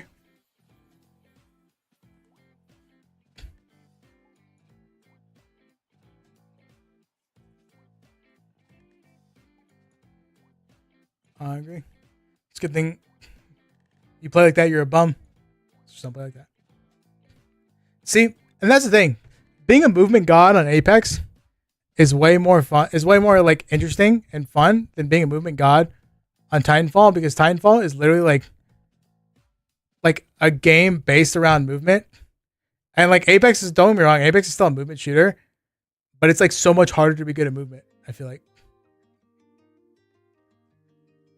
It's more rewarding. Like when there's a higher time to kill, it's just so much more rewarding. And when there's a higher time to kill, literally everything you do is just so much more rewarding. That's why COD puts me to freaking sleep. I can't play COD. It's hard to be good at movement because they remove 90% of it. I know, that's what makes it rewarding. Now, it's interesting. It's way more interesting to be super limited, but make use of what you have, than to be unlimited and just be like a freaking maniac. You know what I mean? That's what I think.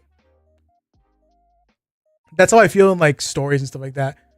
When like there's a lot more restrictions in place, and you have to figure out ways to work around those restrictions and limitations and stuff by being creative. And that's why I like Apex a bit more. Because it's like just enough. It's just enough to be fun.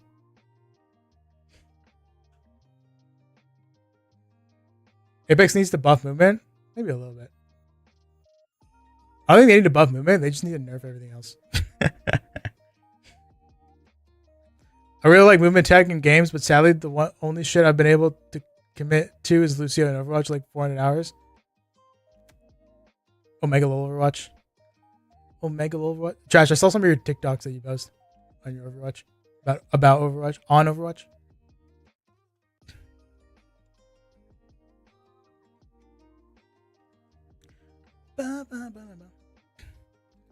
But yeah, as my GOAT and God, Brandon Sanderson says, in your magic system, and let's be real, movement is a magic system, like in games, like it is one. Limitations and restrictions are more interesting than the magic system itself, as long as it's a hard magic system, in which movement in video games is absolutely a hard magic system. Just in video game. The God said it, so it's true. Titanfall in VR, I would probably throw up. I'm just waiting until VR becomes absolutely nuts. I'm waiting until VR becomes like absolutely like freaking sort of online. And then I'll start getting into VR. I'm just waiting. What do you think will happen first? Sort of online or freaking the next Game of Thrones books? The next Game of Thrones book. I'm thinking like Full Dive might be here first, and be honest with you.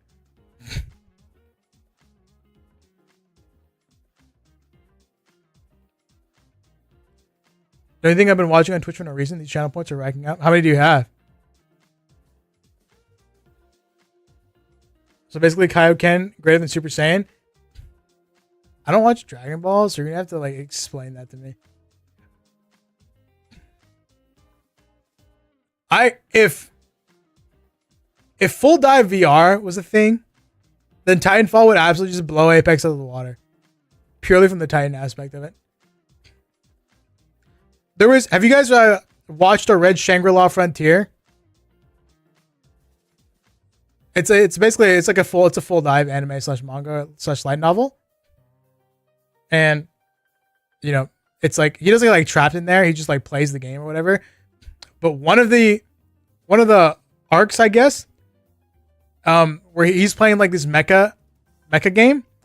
And I remember reading that the author was like, yeah, this is basically Titanfall. It was absolutely just inspired from Titanfall. I basically took Titanfall and put it in the light novel, which, you know, the manga or whatever, right? It was lit. Because it was basically Titanfall. It was kind of fire. If you guys haven't read Shangri-La Frontier, you should. It's absolutely a freaking goated manga / light novel / anime. Just watch the anime, start off, it's like, what, 6 episodes, and then continue with like the manga or something, and then continue with the light novel. It's kind of insane.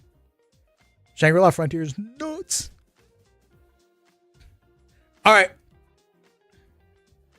Super Saiyan, just a rage power boost multiplier. Kaioken damages the user's body, limited time usage, and can be multiplied to any level for a short burst, but the cost kills the user. Yeah, I think that's just generally way more interesting. Well, yeah, I think it's more interesting. In a hard magic system, which I'm not going to go into. We could have I could sit here and talk about magic systems for like ever. I've created like 4 of them myself. 2 of them I've shown on stream. But I created another one accidentally the other day. And then the first one. I created a magic system on accident. I create a lot of things in my head. On accident.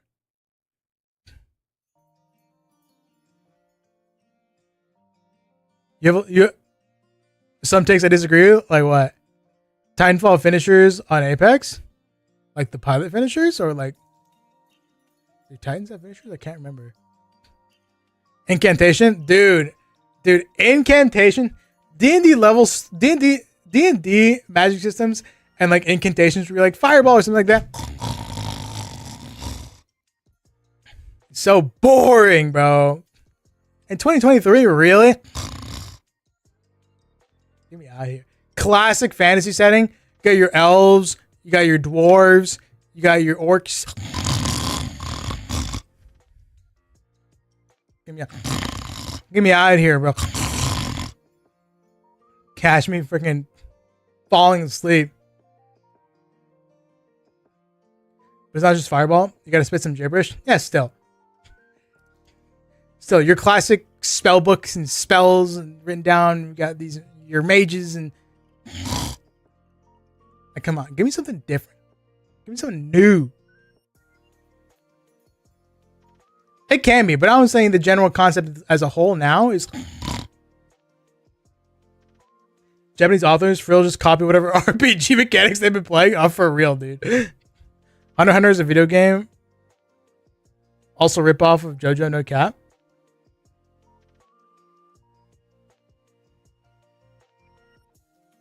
Really? Really? In his last breath, releasing some crazy ass spells. The thing is, those are very like soft magic systems, where each individual spell is like a hard magic system. If that makes sense, right? The individual spell is very like specific and there's rules and stuff like that, right? But generally speaking, it's like Harry Potter. They just like start pulling spells out of their ass. It's like, what the frick? I don't know. I think it's boring. I'm gonna say it.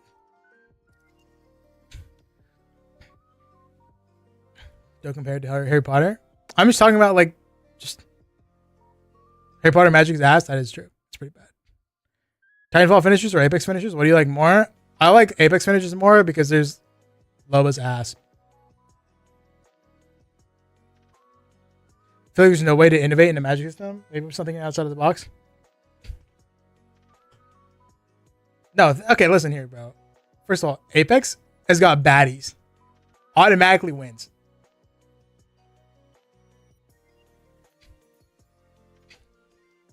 But there are absolutely ways to innovate. Like, Titanfall has mods that add baddies. Yeah, but you need mods to get baddies in it.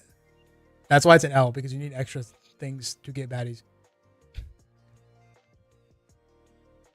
Apex got baddies out the wazoo. Apex got freaking Watson. Apex got Loba, Valkyrie, Wraith, Catalyst, Ash. Ash already in Titanfall. True.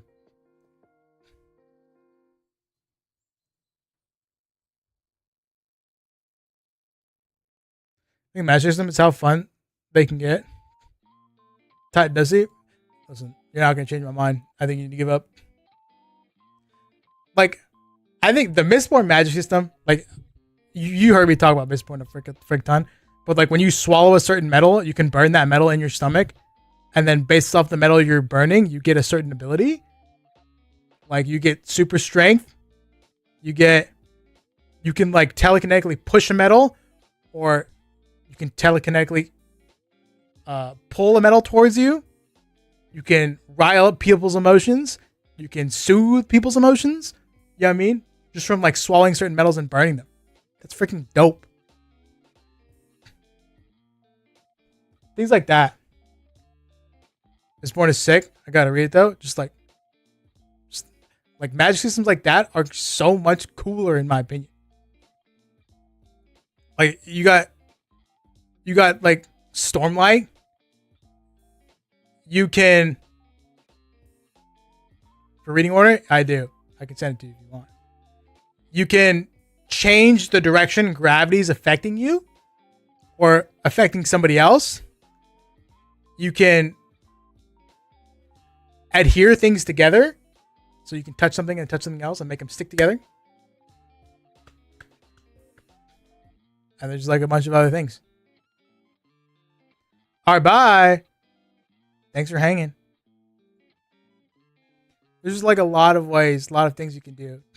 Like the one I kind of accidentally made up the other day was like circulating this like this it's like this magic energy. I call it havoc, right? I call it havoc in the story. So you can circulate havoc throughout different body parts. This is like really simple. Like I said, I made an accident, so that's why it's really simple.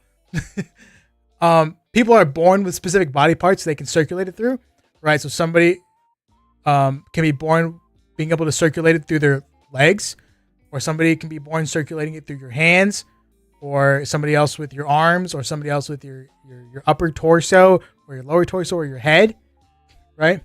And basically, when you circulate, it's the functions of that body part are just like increased exponentially. Not like the ability to perform those functions is increased. So basically, like they're enhanced. No, HAVOC, like Havoc from Apex. I took the name from Apex. I don't know why. I just thought it sounded cool, so I took it. It's still like a placeholder. I'm like 80% sure about it right now, not 100%. But basically, the faster you circulate, the more amplification you get. And so if somebody's like circulating through their legs, then they can like jump really high, or they can like kick really hard, or they can swim really freaking fast. You know, if somebody is circulating through their hands, the penis is included in the lower torso. Okay. And yes, you're going to have some crazy pelvic thrusts. I already wrote a little side note about it. And so, like, if you circulate your hands, right? Then you have a stronger grip, and you can like. I have this thing where you can like take a little rock, put it in your finger, and like freaking flick things out like bullets, because you have increased hand strength. So does the effects have aura, or is it just shown as physical feats? It's just shown as physical feats. You know, things like that. I do have one, like the rarest one is like when you can circulate through your head, and when you circulate the havoc through your head, you have increased brain processing power, you have increased sight, you increase visual capabilities, increased audio capabilities, you can talk and scream louder if you choose to. So the head's gonna be like super OP, but it's not gonna be like physical feats. But it's gonna be like rare. But that's the one that literally just came off the top of my head. I was literally laying in bed, and I had this story. I have a story that I'm working on right now, and it's about these people who live on giant floating lily pads on the ocean, and they like travel. They just travel the ocean, or whatever, right? And so they're these villages on lily pads, right? And they meet other villages on lily pads, and you know, sometimes they like hash it out for supplies. So it's kind of like pirate warfare. So they get on the lily pads, so freaking tussling. So I kind of want to make it a little bit interesting. And so, you been keeping up Blue Lock? No, I haven't read Blue Lock in like 6 months because I'm gonna binge it all. I'm just gonna binge everything I miss. Why? Do you think I should binge it now? Tell me when you think I should binge it. Binge everything I missed. I was gonna do it to the end of the year, but if you think it's getting late right now, then I will. Magic systems are super fun when they're super fun to like come up with. We should do a stream where we just take a word generator and we generate a random word, right? And we see if we can use this word, and we can build either build a magic system around this word, this random ass word, or we can see if we can just use it as like a starting point to build a magic system. I think it'd be a fun stream, right? Like, I don't know. Like glasses or a glass bottle or Pepto-Bismol. I don't know. Or a battery. I have a battery right here. I'm just looking around. A shot glass. I have a shot glass in front of me that's been here for like a year. Crazy. Tea. I don't know. Check out the railgun. I've tried watching Magical Index multiple times, and I was like, but I'm gonna watch it eventually because I heard railgun's lit. With the final game of this arc, so I think you could wait. I don't know how long the game will take to finish because this last one took a while. If it's the last game in the arc, I feel like I might as well wait. Flo, you need to tell me when this game ends, that I can binge the frick out of it. Because that was one thing. Like Blue Lock gets so goddamn intense. You know what I mean? It gets so like you're sitting on the edge of your seat because it's getting crazy, and like because of that, like weekly chapters is like so much more difficult in Blue Lock because like it just gets insane. You know what I mean? That's what I noticed when I was reading weekly. It just gets insane as frick. That'd be pretty fun, I think. We'd have to just come up with a word. I'd be down. Maybe I will. Maybe I will. Cliffhangers are criminal? I know, they cliffhang so hard. And Blue Lock. Freaking insane. They cliffhang in Blue Lock like Western shows cliffhang. Western shows cliffhang like freaking crazy. Absolutely no satisfaction whatsoever. Could try getting a shit ton of wheels with random shit to build around her in. I'd be interested. I'll be down. All right. We're going to call it here. We'll vibe on some Apex tomorrow. the DGR for the first time in frickin' forever on Thursday, and then just chatting, reacting on Friday. Streaming services ruin cliffhangers. You could definitely make that argument for sure, Skis. But before we end, everybody who's on, like, what do you guys think about the two chats and multi-streaming? Does it feel weird? It feels normal, right? You don't. It's not because I have both. It feels okay, right? I think if I didn't have both, then maybe it'd feel a little bit weird. But answer me that. Thoughts on it before I end. Still felt normal to me. That's good.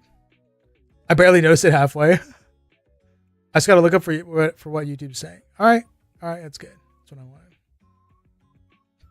I decided to want to merge chats because it looked like too much work. No, literally no other reason. And because I think merge chats, I think the only way I can get a merge chat is through some way that's ugly. Wait, Bao multi-streams? Like, are all Bao's streams multi-streams? Let me go and look this up.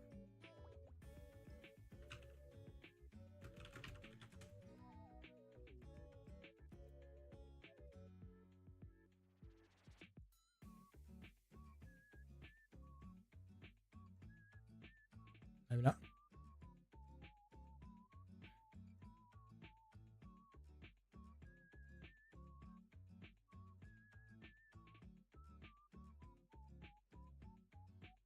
Once a week?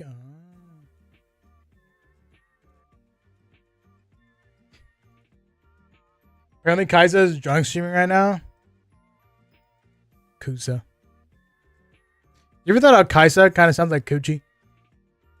Except it's just literally the first consonant sound at the beginning of the freaking name. I always think about that whenever I hear Kaiza's name.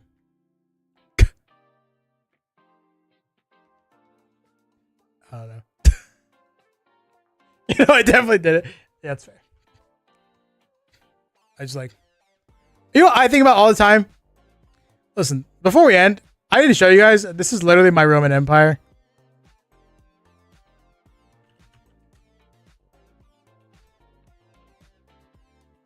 This is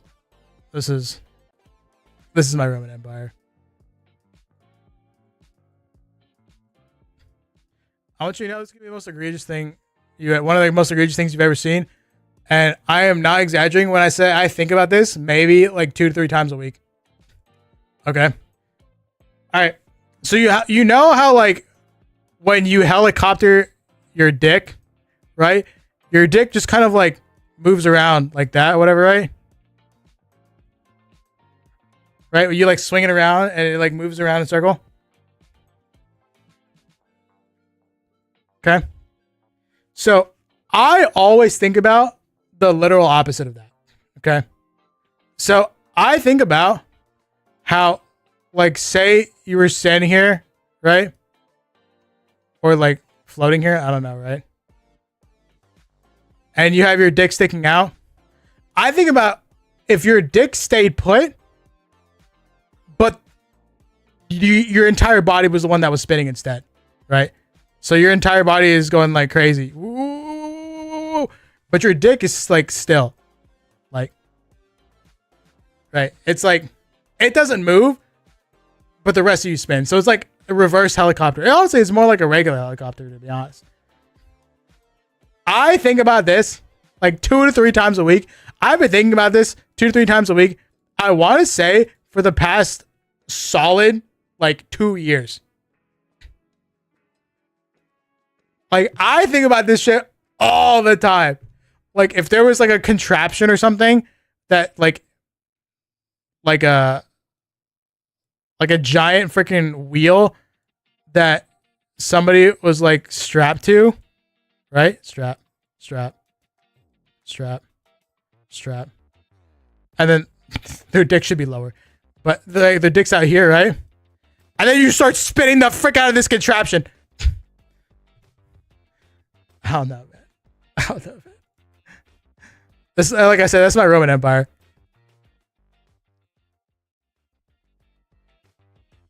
I think about that all the freaking time. The dick would still move? Yeah, it would. And I've been trying to figure out, like, if you were to put him on a contraption, like, how would you counteract that? You know what I mean? It's like now it's a problem to be solved. It's like instead of the drill bit spinning, it's the entire drill that spins and the drill bit stays. That's the best way I can explain it. Like you have to like put in your height and your measurements or whatever, and then the machine would have to like adjust for your measurement and your height. That way it could like move the thing up and down depending, and like left and right depending on like, you know, the shape of your body. That way the penis stays, at the same level. Obviously the dick is still spinning or whatever, right? Like you said. But like it just stays like that. You know what I mean?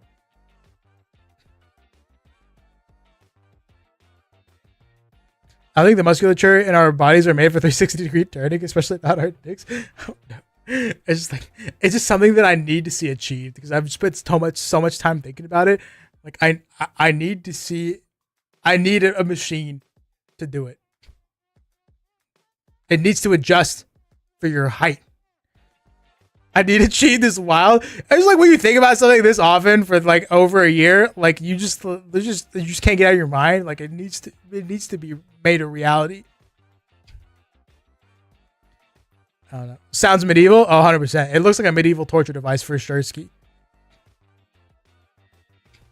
But yeah, that's my Roman Empire. I think about that at least 2-3 times a week, quite often. I have no idea why. I could absolutely not tell you why, but I just do. All right. Calling it here. Thanks for hanging.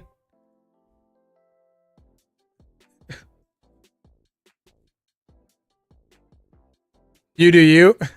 I don't want it to happen to me. I'd rather it happen to somebody else. I mean, maybe I'd try it. But I don't need to see this on myself. I just like think about helicoptering dicks all the time. Like my dick, because I like to spin around because it's really fun. And so then I just like one day I was like, what if it's the opposite?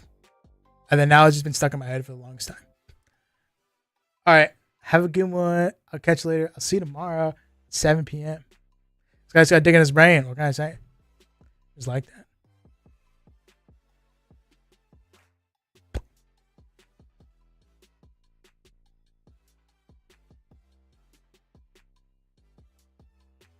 Oh, forgot to end on YouTube.